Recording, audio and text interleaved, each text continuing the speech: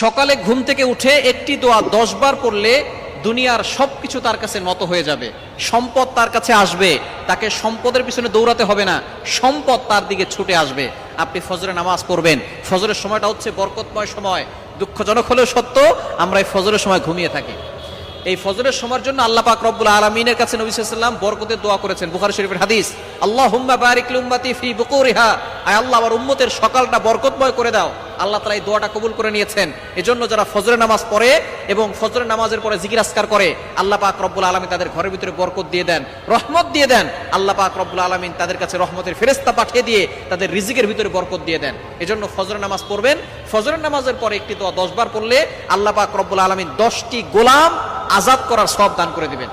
বর্তমানে একজন মানুষের দাম কয়শো কোটি টাকা, তার হিসাব নাই। তো এরকম মানুষ যদি 10টা আপনি মুক্ত করে দেন, যে সওয়াব হবে সেই পরিমাণ সওয়াব আল্লাহ তাআলা আপনার